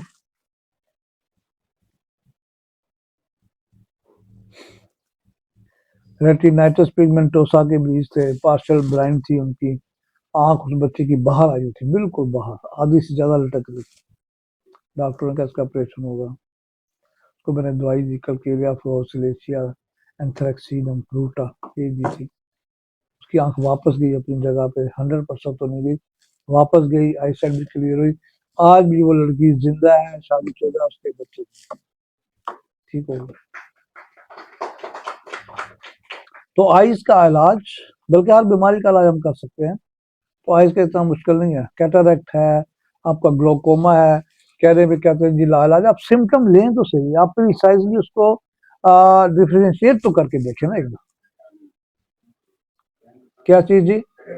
अगर ठीक होने में आएगा तो 1 हफ्ते में ठीक होना शुरू हो जाएगा, 2 महीने में खत्म, ठीक हो, बरसों महीनों दवाई नहीं खाएंगे।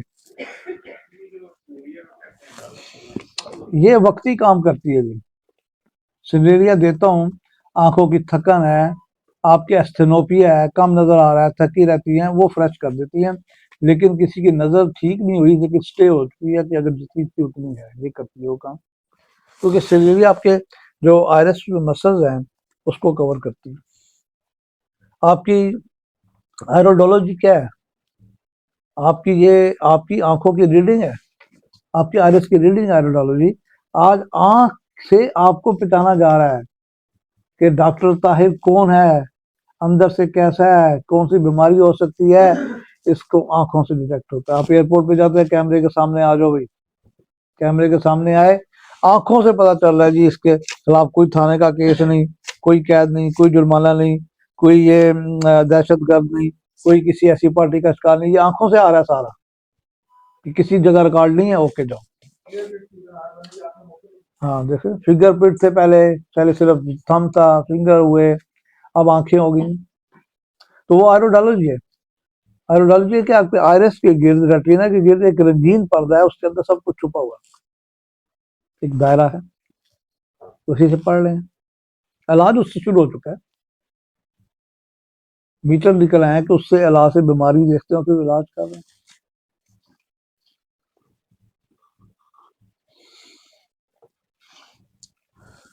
तो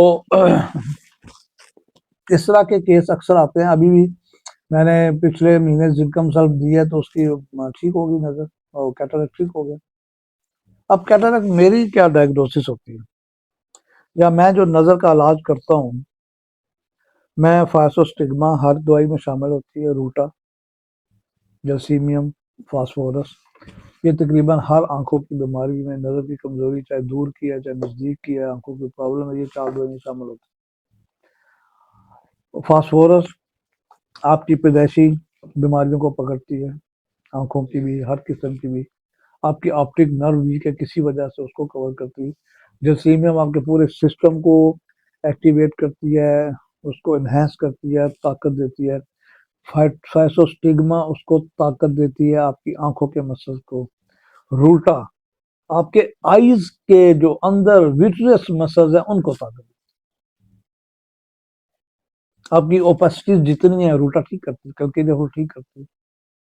आपकी विट्रियस प्रॉब्लम जितनी है वो आपकी सिंडेरिया मारिटिमा रूटा कवर करती है।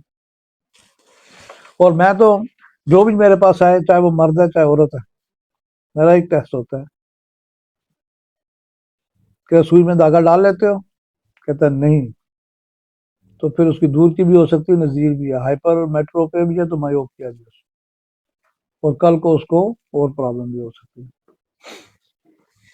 तो उसको आप रूटा दें, आपके 25-30% से रूटा से ठीक हो जाएंगे, नजदीक की नजर, दूर की नजर। नहीं हो रहे फाइसोस्टिग्मा दे साहब, नहीं हो रहे तो जलसीमियम दे, नहीं हो रहे तो ऑप्टिक फास्फोरस दे।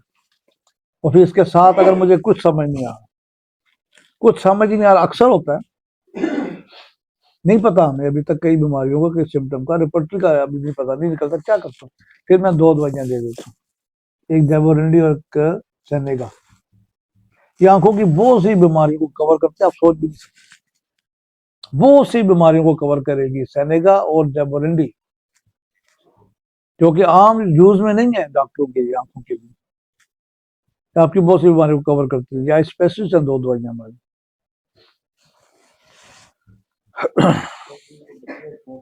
जी। हम्म। जी। लैक्रिमल डक्ट क्लोजर, उनकी जो लैक्रिमल डक्ट है वो बंद होती है।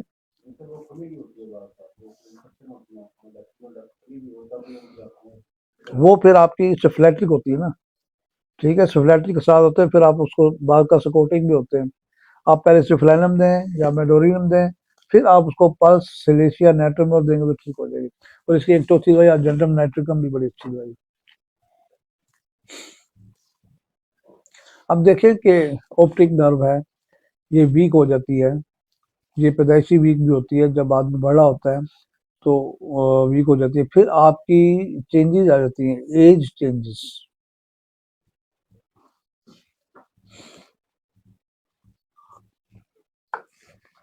फिर उसमें आपकी आंख कमजोर हो जाती है, ठीक है।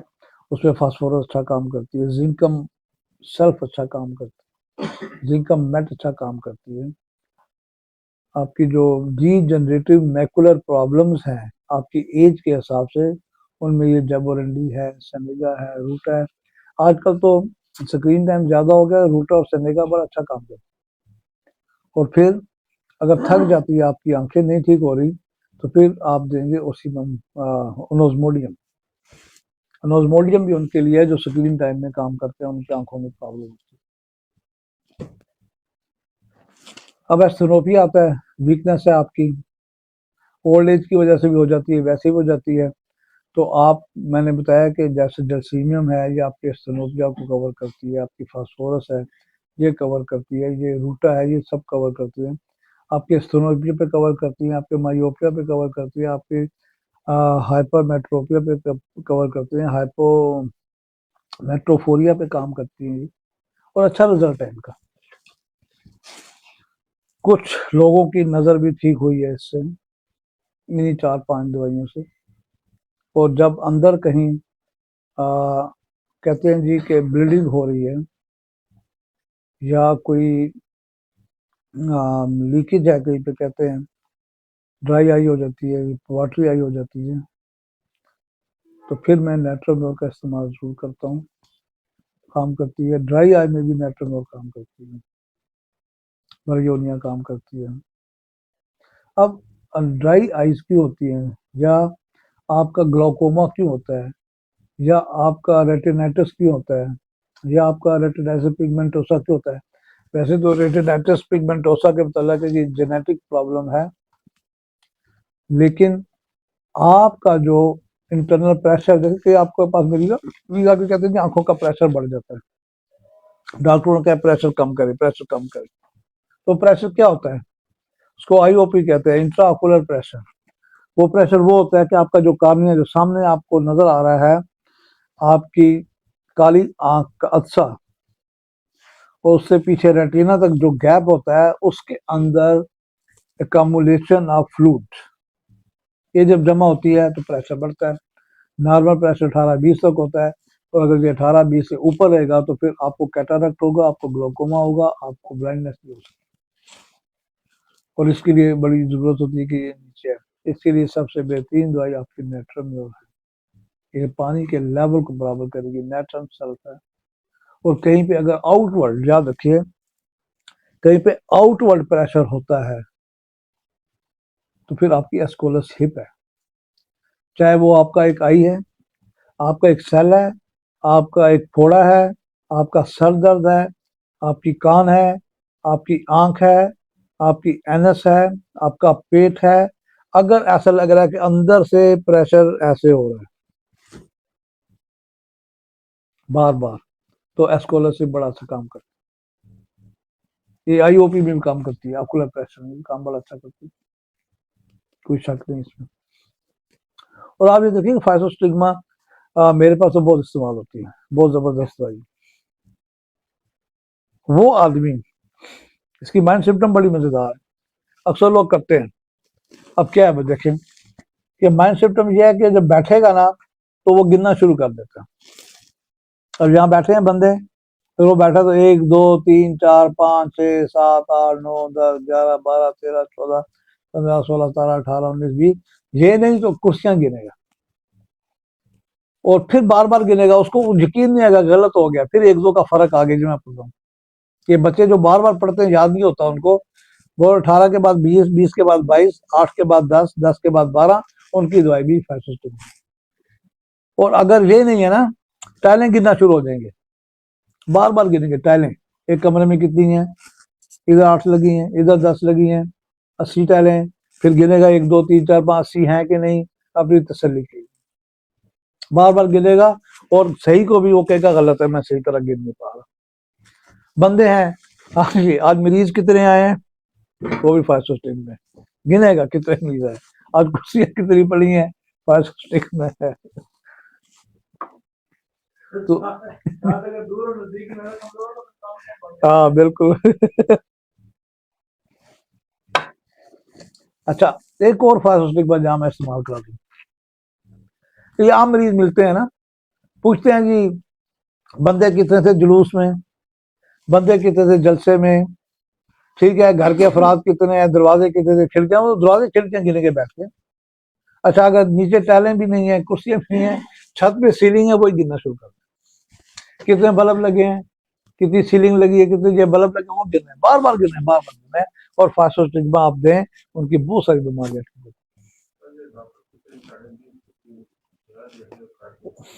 बता दीजिए जी। नहीं जरे 10 दिन है कि इतने ने वो किस दिन बार बार उन्ना दी भाई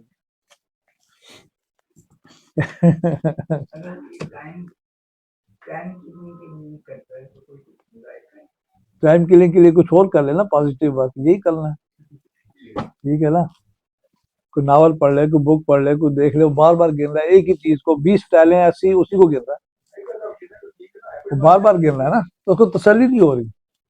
अच्छा, फिर इसकी देखें कि ये बेहतरीन दवाई है for the disease of muscular dystrophy, motor neuron, ठीक है, आपकी ये काम करती है, इसके अंदर लिखा हुआ है कि आपके इसके मसल्स काम नहीं करते, और कैसे नहीं करते, खास सिम्टम आप देखें कि इसके मसल जो हैं आपका ओबे नहीं करते, ये लिखा हुआ है कि मसल ओबे नहीं करेंगे। आप कह रहे अब मैंने उठना है, तो आपको यहां से सिग्नल जाएगा उठने के लिए, तो आप उठ जाएंगे। अगर आप कमजोर हैं तो हाथों के सहारे से उठेंगे, अगर आप कमजोर है तो आगे पीछे होकर उठेंगे, लेकिन इसके मसल जो है वो ओबे नहीं करेंगे, तो ओबे करना छोड़ दिया।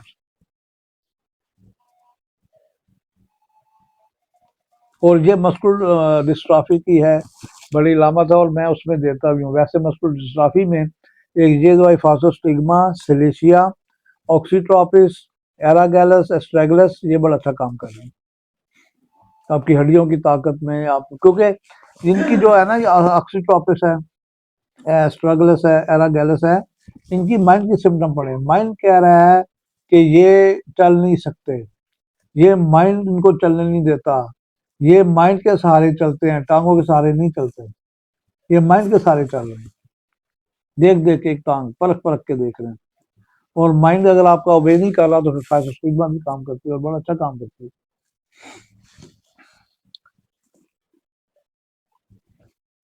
और मसल वीक होते हैं और रिजिड हो जाते हैं, स्टिफनेस, सख्ती होती है। और इनका ये देखें, ये आपके कार्डियक पेरिस्टाल्टिक मूवमेंट को इनहेंस करती है। दिल की जितनी दवाइयां हैं ये आपको ऑनलाइन कहीं नहीं मिलेगी। कार्डियक पेरिस्टाल्टिस मूवमेंट, पेरिस्टाल्टिक मूवमेंट आपने पढ़ी होगी इंटेस्टाइन की, ठीक है, ये कार्डियक की जो है मूवमेंट, उसके मसल्स की, वो भी मसल आ गए ना, उसको काम नहीं करते। फिर आंखों के मसल आपके सामने, उसकी बेहतरीन दवाई है, अगर मसल वीक हो रहे हैं, नजर कमजोरी की बेहतरीन दवाई मिलती है। ये रूटा, ये फाइसोस्टिग्मा, जर्सीमियम और ओपियम, और ना समझ आए तो सेनेगा और जैबोरिंडी, ये मैंने कितने ही मरीजों को, बच्चों को दी है कि उनकी सौंफ, उनके बादाम की मिश्री का जो मरकब बना रखा है उससे पहले के काम थे, वो फिर कहते हैं 6 महीने खाओ।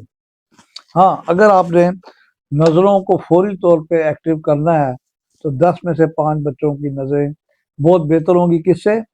गाजरों का सीजन आता है तो उनके साथ गाजरें रखें, उनको गाजरों के सीजन में कहें कि आपसे आप भेड़ बकरी हो और गाजरें खाओगे, आपके तकिए के नीचे गाजरें, आपके टेबल पे गाजरें, आपके डाइनिंग पे गाजरें, आपके बस्तों में गाजरें। अगर आप इतनी गाजरें खिला देंगे और पेट खुद का खराब नहीं होता तो उनकी नजर कम अज कम ठीक होगी। अगर पेट खराब होता है, गाजरें थोड़ी कम कर दो, पेट भी ठीक रहेगा। और फिर इसकी स्पाइनल इरिटेशन पे दवाइयाँ, कि आपके स्पाइनल इरिटेशन कहीं भी है, आपके स्पाइन में, आपके नर्व में इरिटेशन है, वीकनेस है, जिसको हम न्यूरोपैथी कहते हैं, उसकी सबसे अच्छी दवाई है। न्यूरोपैथी में क्या होता है कि आपकी जो नर्व है उसके अंदर ब्लड सर्कुलेशन नहीं होती। और एक रेटिनो क्या है,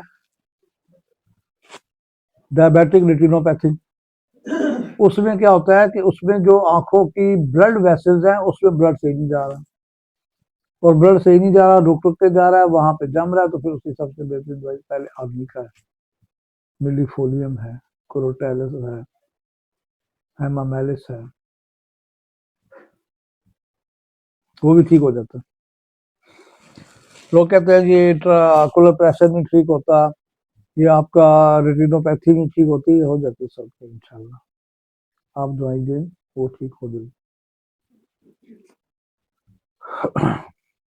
इसके बाद आप देखें कि बेल्फराइटिस है, कि आपकी जो लिड्स हैं इसके ऊपर एक्जिमा,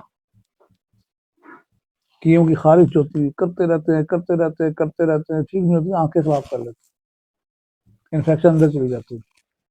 और उसके लिए फाइसोस्टिग्मा भी है, उसके लिए आपकी ग्रेफाइटिस बेहतरीन काम करती है, उसके लिए आपकी किलोमीटर काम करती है।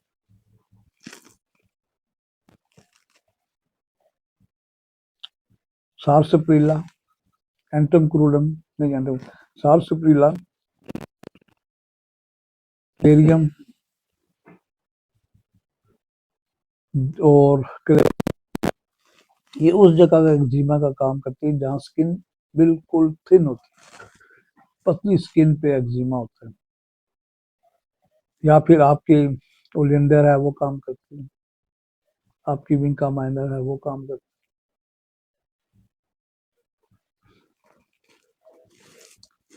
अब ये देखिए कि कई दवाई ऐसी हैं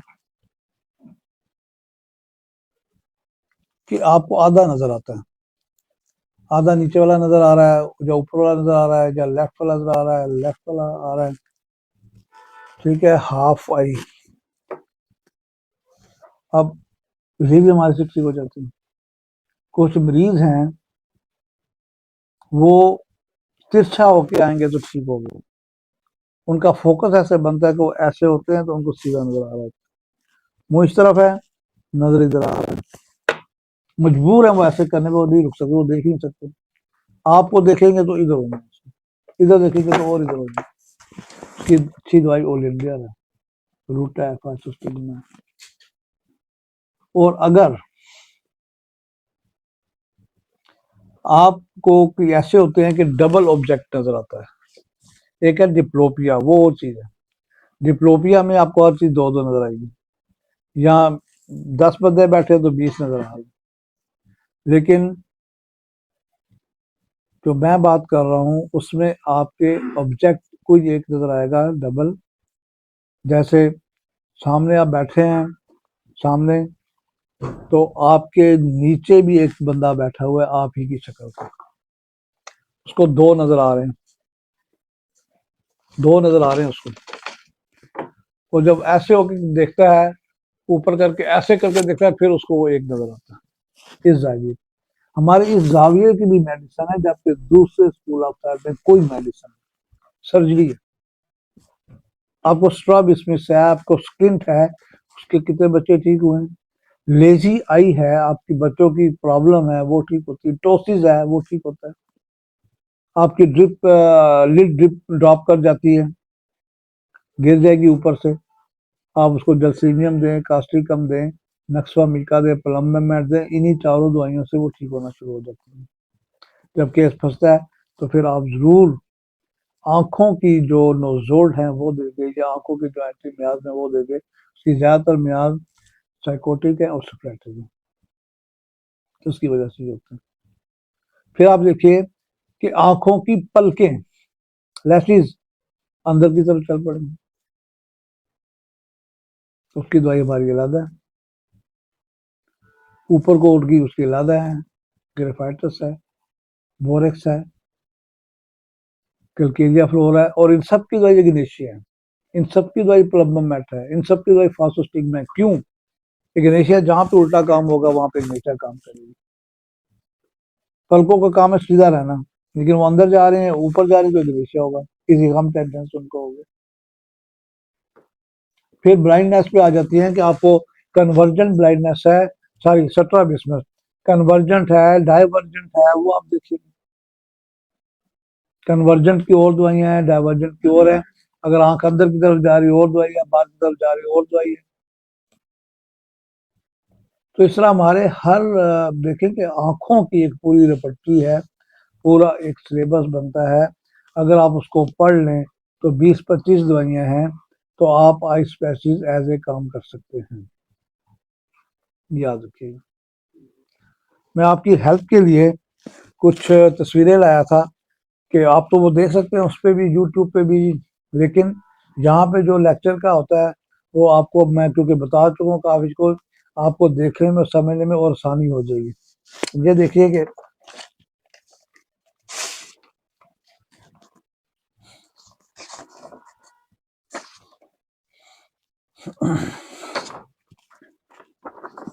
ये नजर आ रहा है भी, इसमें आप देखें कि कैटरैक्ट दिखाया गया है। और कैटरैक्ट क्या होता है कि आपकी आंख के कॉर्निया के अंदर वाले लेंस पर एक धब्बा सा नजर आएगा जिसका कलर ग्रे होगा। ग्लाउकोमा में जो धब्बा नजर आएगा वो छोटा होगा और ब्लैक होगा। और इसका जो पीछे रूट है वो आपके रेटिना पे जा रही है, जबकि कैटरैक्ट की रूट नहीं है, वो यहाँ पे एक झिल्ली है, वहां से झिल्ली बनती है और वो ठीक हो जाता है। ये एज रिलेटेड जो है, मैकुलर डीजनरेटिव, आपकी उम्र के साथ, आपकी खुराक के साथ कैटरैक्ट भी हो जाता है, ग्लाउकोमा भी होता है, नजर वीकनेस भी हो जाती है, स्किन भी हो जाता है, स्ट्रैबिस्मस भी हो जाता है। फिर ये ड्राई आई दिखाई है कि ड्राई आई देखिए ये किस तरह की, जिसका मैं पहले जिक्र कर चुका हूँ। फिर कंजक्टिवाइटिस है, ये देखिए इसमें कि आपका जो सफेद वाला हिस्सा है वो सुर्ख हो जाता है, स्वेलिंग हो जाती है, सूज जाता है, बाद का ब्लीडिंग भी होती है। कंजक्टिवाइटिस, इसका भी हमारे पास इलाज बड़ा अच्छा है। फिर रिफ्रैक्टिव एरर है कि आपका फोकस नहीं बनता, वही कहीं हाफ विजन पे हो रहा है, लेफ्ट पे देख रहे हैं, राइट पे देख रहे हैं, आपका फोकस सही नहीं बन रहा। फिर उसके बाद केराटोकोनस, जो आपको मैंने पहले बताया कि जिसको कोनिकल कार्निया भी कहा जाता है, कि आपका ये अगला अस्सा जो शीशा है, चमकदार जो अस्सा है, ये ऐसे बाहर को आ जाता है, नोक से बन जाती है, उसका इलाज भी हमारे पास मौजूद है। फिर रेटिनल डिटैचमेंट, कि आपका रेटिना से उखड़ रहा है, राब्ता उखड़ रहा है, उसकी जोड़ने के लिए भी हमारे पास मेडिसिन मौजूद होती है। फिर यूवीआइटिस का मैंने आपको बताया है कि एक कलर्ड राउंड ओरा है इसके अंदर, लाइनिंग है, उसके साथ जो सोजन होती है उसको यूवीआइटिस कहते हैं, उसका इलाज भी मौजूद है।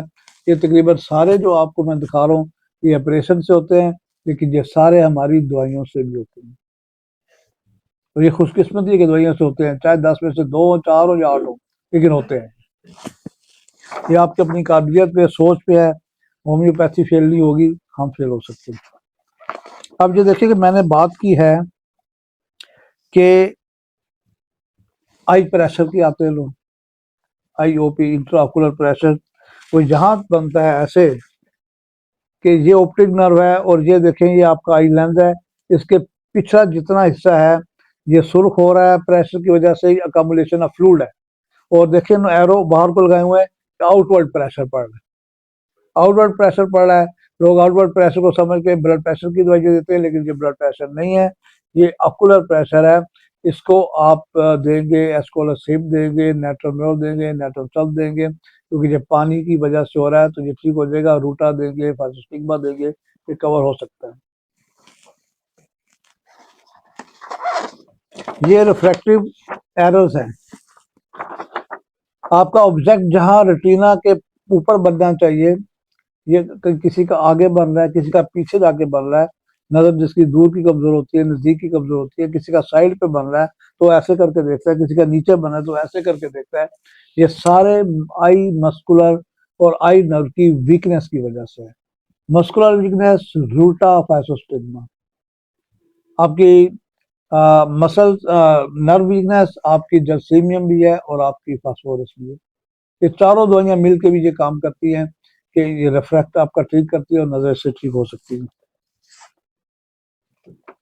अब ये देखें कि एक नॉर्मल आई है और ये एक ड्राई आई है। ड्राई आई का कैसा होता है कि किस तरह से उसको ऊपर से पेन होती है, खुश्की महसूस होती है, ऊपर चलते हैं। ये ग्लाउकोमा दिखाया हुआ है, ये केराटाइटिस दिखाया हुआ है, और ये आपका कैटरेक्ट दिखाया हुआ है, और ये आपकी स्टाई दिखाई हुई है।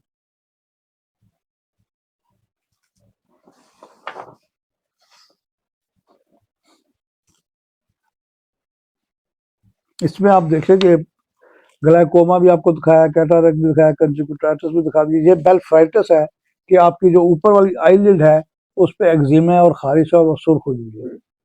फिर इसके बाद केराटाइटिस है, आपके आंख के कार्निया के पिछला जो हिस्सा है वो सारे का सारा सोजा हुआ है, जिसको केराटाइटिस कहते हैं। और ये केराटाइटिस आपका क्योरेबल है, और जहाँ पे इन्फ्लेमेशन आएगी वहाँ आपकी बेल, कालीम्योर, फेराफास, ये दवाइयाँ आंखों पे चलेंगी। फिर देखें पेट्रोजियम। पी बाज का साइक्स नहीं बोला जाता, साइलेंट होता है, बाज का बोला जाता है। ये क्या होता है कि आपके सफेद हिस्से पे साइड से गोश्त का पीस, एक झिल्ली सी आ जाती है जिसको टर्जियम कहते हैं, उसकी दवाई भी हमारे पास है।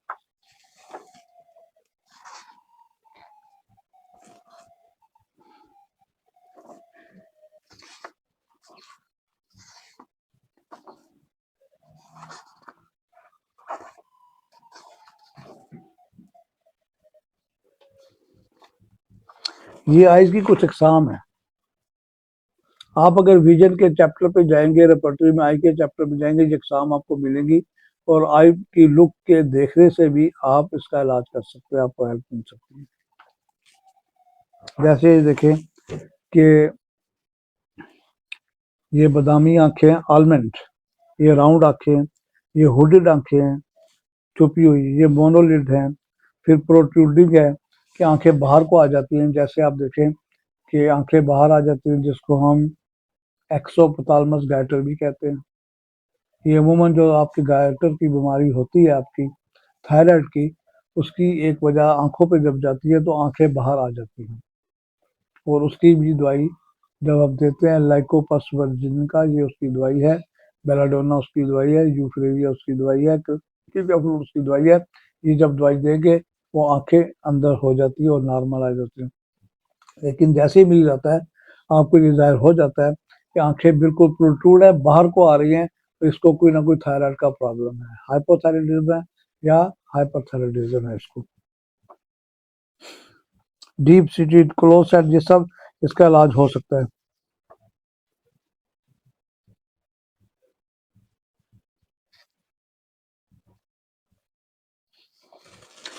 तो अब जहां तक अगर कोई सवाल हो किसी का तो वो मुझसे कर सकता है। एस्टिग्माटिज्म होता है, एक नेस्टिग्मस होता है। नेस्टिग्मस का मतलब है कि आपकी आंखों की इनवॉलंटरी मूवमेंट, वो ऐसे भी हो सकती हैं, वो ऐसे भी हो सकती हैं, वो ऐसे भी हो सकती हैं, वो ऐसे भी हो सकती हैं, और हम ये ऑपरेशन भी नहीं होता, वो कह देते हैं डॉक्टर की मुश्किल है इलाज, ये खुद जब 10 साल का होगा, 12 12 साल का, ठीक हो जाएगा, ये ऑपरेशन करेंगे। लेकिन उसके बगैर अगर आप एगेरिकस इसको देते हैं, इसको जसीमियम देते हैं, इसको फाइसोस्टिग्मा देते हैं, इसको कोरेरे देते हैं, तो ये केस ठीक होना शुरू हो जाते हैं, और बहुत से केस ठीक हुए। और अमूमन ये कुछ बच्चे जो सीपी चाइल्ड होते हैं उनमें प्रॉब्लम होती है, कुछ मैग्नोलियन बच्चे होते हैं उनमें ये प्रॉब्लम होती है, और वैसे ही जनरल वीकनेस होती है, इसको कहते हैं निस्टैग्मस। और कोई इसके अलावा ट्विचिंग होती है, बाल का ट्विचिंग ठीक नहीं होती कि आंख फड़क रही है यहाँ पे, कईयों की शुगर पेशेंट का ये शुरू हो जाता है। तो ट्विचिंग के लिए आप गैरी कर दें, और ये अक्सर 90% काम करती है। आप नहीं देते हाइपरटेंसिव 200 दे 1 एम दें तब भी काम करेगी, नहीं तो CM में दें। ये 90% एगैरिक एसिड काम करती है। इसके अलावा अगर आपकी ट्वीचिंग अराउंड द आइज है तो आपकी सिलीनियम काम करेगी। ट्वीचिंग अराउंड द आइज है तो हायोसाइनस काम करेगी। अगर जनरल इसकी ट्वीचिंग है तो जिंकम मेट काम करेगी, क्योंकि फ्लोर काम करेगी। गैर इरादी तौर पे फड़कना कुरोरे काम करेगी। और कुछ सवाल जी? एनी क्वेश्चन जी?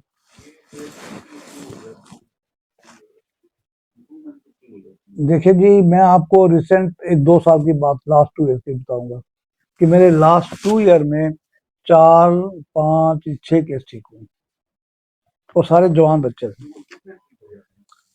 वो 100% इनमें से आधे ठीक हो चुके हैं कि पहले वो, इसका मैं टेस्ट क्या करता हूँ, ठीक है, मैं प्रेस पढ़ता हूँ, उनकी रिपोर्टें पढ़ता हूँ, लेकिन वो पढ़ पढ़ के, वो समझ समझ के जीरो हो रही है। आप उन रिपोर्टों में इलाज नहीं कर सकते, ना उनके पास इलाज है ना हमारे पास इलाज है। हम अपनी मेडिसिन को देखेंगे, अपनी रिपोर्टी को देखें, हमारी रिपोर्टी यकीन करे दुनिया की सबसे बड़ी लेबॉर्ट्री है। जब उनकी हाथ लगी तो फिर वो पड़ेगी इसको। आप अपनी रिपोर्टी में जाए, मैं सिर्फ ये देखता हूँ इसको मस्कुलर डिस्ट्रॉफी है, इसको सिर्फ डिस्ट्रॉफी है, इसको एट्रॉफी है, इसको मोटरॉन डिजीज है। मैं उसको कहता हूँ बेटा आप बैठ जाओ जमीन पे, नीचे आलती पालती मार के बैठो। अगर तो वो सहारे के बगैर उठ जाएगा तो उसको कोई मस्कुलर डिस्ट्रॉफी नहीं है। अगर वो नहीं उठ रहा तो उसको मस्कुलर डिस्ट्रॉफी ठीक शुरू हो चुकी है। वो सहारे से उठ रहा है, कभी सोफे को पकड़ के, कभी जमीन को पकड़ के, और कभी नहीं उठ रहा। और जब ये है, और वो फिर मरीज ना सीढ़ियाँ चढ़ सकता है, ना पैदल चल सकता है, ना तेज चल सकता है, सहारे से चलता है या डगमगा के चलता है, उसको होता है अटैक्सिया हो जाता है। तो ऐसे मरीज को जब मैं दवाई देता हूँ तो वो ठीक होते हैं। तो मैं उनको यही कहता हूँ अब उठ के बैठो, तो वो बगैर सहारे के उठ जाते हैं, तो वो ठीक हो जाते हैं। आप इसको चाहे जो मर्जी माने कि ये कौन सा चेकअप है, कौन सा स्टेटस है। इतनी 21वीं सदी में इतने टेस्ट हैं कि जनाब आप उसके सारे न्यूराइटिस के टेस्ट कर रहे हैं, नर्व टेस्ट कर रहे हैं, आप उसके जेनेटिक टेस्ट कर रहे हैं, रिजल्ट जीरो मिल रहा है। लेकिन यहाँ वो मरीज जो पहले नहीं खड़ा हो सकता था वो खड़ा हो रहा है, वो चल रहा है, वो सीढ़ियाँ चढ़ रहा है। जो इनमें ठीक हुए हैं 100% ठीक हुए, लेकिन अभी कुछ चल रहे हैं, वो चलना शुरू हो गया, उनमें ताकत आ गई, लेकिन इसकी रेशो बहुत ज्यादा ठीक होने की नहीं है अभी भी। क्या आपके जी बहुत ज्यादा है? नो, ऐसा नहीं है, लेकिन ठीक हो रहे हैं।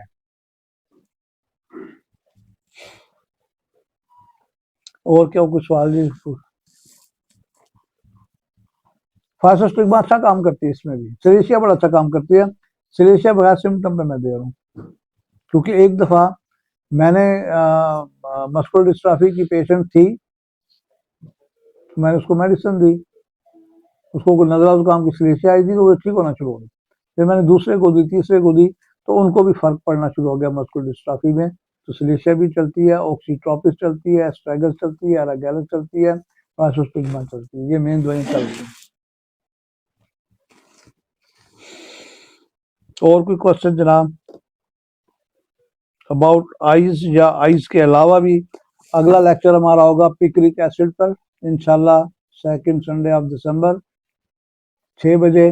और एसिड पिक्रिक आपको पता है कि आपकी नर्व की बड़ी मेडिसिन है, आपके दिमाग में काम करती है, आपके मसल में काम करती है, कमजोरियों में काम करती है। तो आजकल कमजोरी